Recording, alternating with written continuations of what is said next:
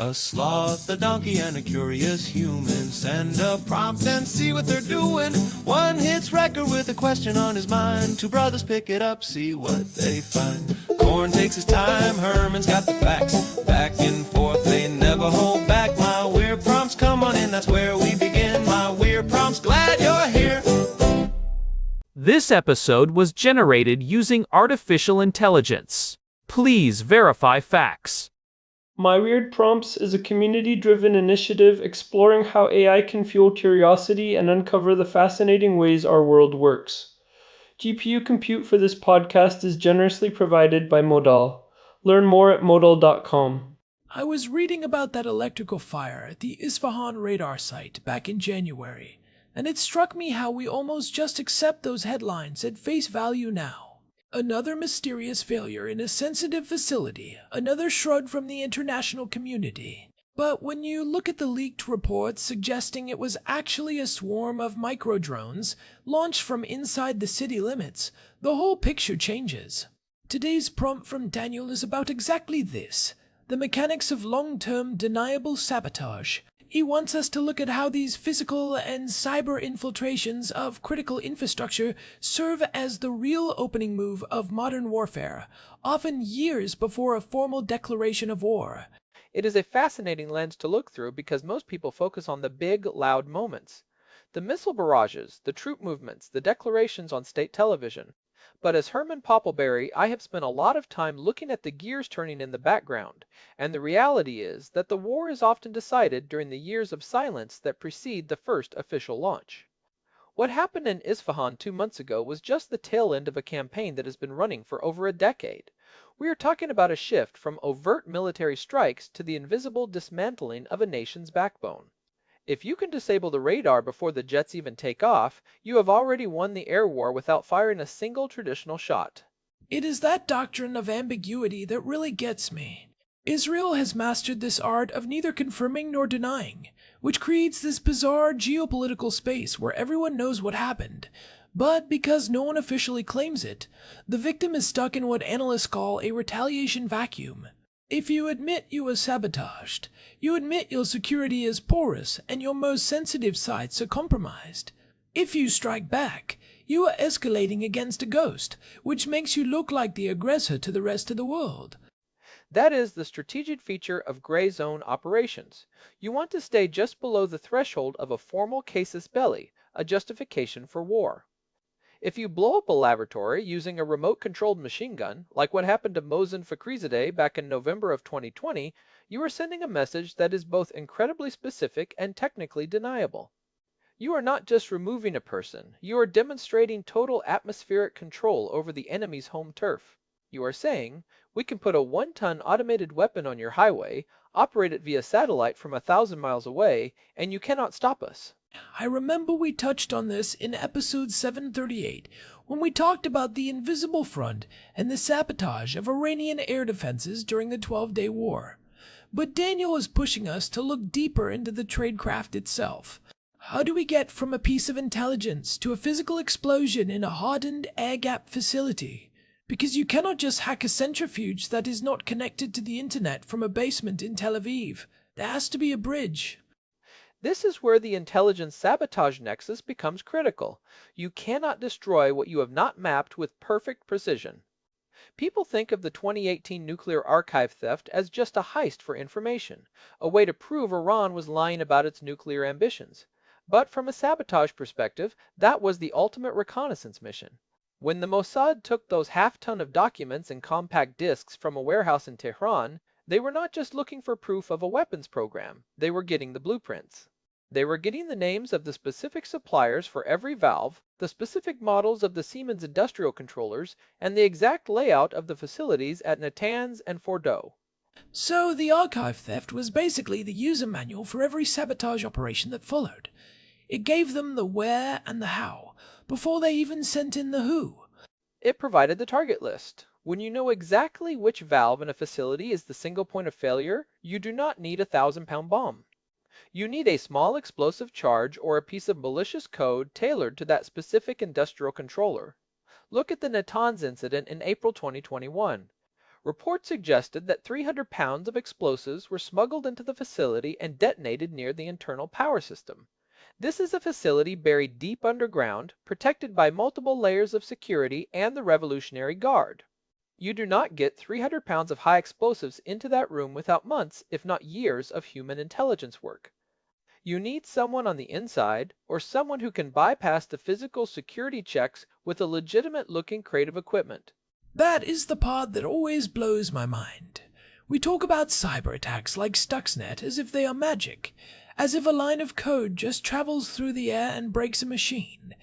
But even Stuxnet needed a physical bridge. Someone had to plug in a thumb drive.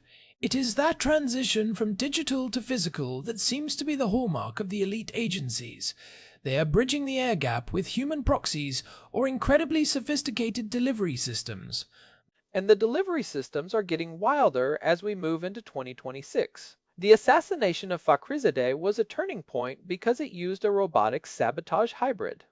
It was a 1-ton automated machine gun equipped with artificial intelligence to account for the delay in satellite transmission and the recoil of the weapon.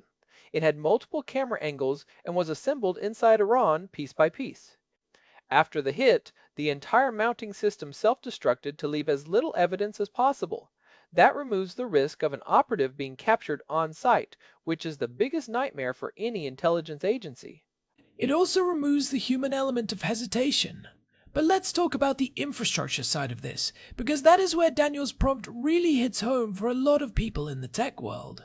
He mentioned our recent discussion on microwave backhaul and how buried fiber is vulnerable. We saw this play out with the Baltic Sea cables in late 2024. You had multiple data cables severed in Swedish waters, and the prime suspect was a Chinese freighter, the Yipeng 3, allegedly dragging its anchor. That is a masterclass in low-tech, high-deniability sabotage. Over 95% of international data traffic moves through those undersea fiber cables. If you want to blind a region or disrupt a financial market, you do not need a sophisticated cyber attack that leaves digital fingerprints. You just need a heavy piece of metal and a plausible excuse about a dragging anchor in a busy shipping lane. It is the ultimate physical bypass for any digital security measure. Even if you have the best encryption in the world, it does not matter if the physical glass carrying the signal is snapped in half. It is almost cheeky in its simplicity. You spend billions on firewalls and encryption, and someone with a rusty anchor just resets the whole conversation. But what about the more permanent, dormant threats? We have been hearing about the Volt Typhoon Group for a couple of years now, and the way they operate seems like the definition of pre-war sabotage. They aren't blowing things up yet, but they are pre-positioning. Volt Typhoon is the perfect example of the sabotage in waiting model. This is a Chinese state-sponsored actor that has been infiltrating United States critical infrastructure utilities, transportation, water systems, not to steal data or intellectual property, but to sit there. They are looking for ways to maintain persistence in the network so that if a conflict breaks out, say over Taiwan, they can flip a switch and cause physical chaos in the American heartland. Imagine the pressure on a political leader if they know that the moment they sign a deployment order, the power grid in 3 major cities might go dark, or the water treatment plants might stop functioning. It is a gun held to the head of the national grid. It changes the definition of a peaceful period. If the infrastructure you rely on for water and power is already compromised and just waiting for a command, are we actually at peace, or are we just in a very quiet phase of a continuous war? We are in a state of permanent gray zone competition. The shift we have seen recently, especially with the escalation between Israel and Iran leading up to the current situation in March of 2026, is that the sabotage is becoming more frequent and more kinetic. The July 2025 report about Mossad establishing drone bases inside Iranian territory was a massive leap. They were not just flying drones across the border from Azerbaijan or Iraq, they were staging them from within. Imagine the level of infiltration required to maintain a drone hangar, a maintenance crew, and a launch team inside a hostile, surveillance-heavy state like Iran. It makes the Isfahan incident in January feel almost inevitable. If you have the staging bases, you can strike with total precision and leave no trail. But let's look at the other side of this, the information sabotage. The IRIB hijack in June 2025, where the Iranian state broadcaster was taken over to show protest footage and slogans against the regime. That is sabotage of the national narrative. It is coordinated with the physical side. When you combine a cyber hijack of the state media with physical strikes on infrastructure, you are creating a sense of total vulnerability. It is what we call information attrition. We did a whole deep dive on this in episode 1193. The goal isn't always to destroy a building. Sometimes the goal is to destroy the belief that the government can protect anything. If the state can't even keep its own television station on the air, how can it protect its nuclear facilities or its citizens? I remember you saying that a failing missile can still win if it forces the enemy to reveal their radar positions or drains their interceptors. Sabotage does the same thing on a psychological level. If a gas pipeline blows up in early 2024 and the government cannot explain how it happened, every subsequent flickering light bulb becomes a potential Israeli agent in the mind of the public. It creates a ghost in the machine. Paranoia. That psychological pressure is a force multiplier. But we should also talk about the risk of this strategy. Sabotage is not a cheap alternative to war. It requires a massive multi-decade investment in human intelligence, HUMINT. You need people on the ground who are willing to take incredible risks. When we see the culmination of these efforts, like the assassination of Khamenei in February of 2026, people talk about it as a single intelligence triumph. But that was likely the result of years of deep infiltration, mapping out the most private movements of the leadership and finding the one physical vulnerability, perhaps a specific ventilation shaft or delivery route that could be exploited. It brings us back to that idea of the intelligence-sabotage nexus. You can have all the satellites in the world, but if you want to know which room someone is sleeping in or which cable carries the most critical data, you need eyes on the ground. This is why the Mossad's investment in Iranian human intelligence over the last 20 years has been the deciding factor. They turned the country into a Swiss cheese of security holes. And it is not just Israel. The Russian GRU has been running a massive sabotage campaign across Europe for the last 3 years. We have seen gas pipelines targeted, communication hubs, even arson attacks on shopping malls in Warsaw. They are using locally recruited proxies, often small-time criminals or people they find on Telegram, to carry out these acts. It provides the GRU with a layer of insulation. If the person is caught, they look like a common vandal or a disgruntled local rather than a state actor. That proxy model seems like the most dangerous development because it lowers the barrier to entry. You do not need a highly trained operative if you can just pay a local guy a few $1,000s to throw a Molotov cocktail into a transformer station. It is the democratization of sabotage. It makes the attribution problem almost unsolvable. It is, and it makes response nearly impossible. If a shopping mall burns down, is it a tragic accident, a local crime, or a Russian intelligence operation designed to create social unrest? The ambiguity is the weapon. It creates a sense of unease without providing a clear target for retaliation. This is exactly what we saw with the Nord Stream explosions in September of 2022. Years later, we are still seeing conflicting reports. Was it a pro-Ukrainian group? Was it a state actor?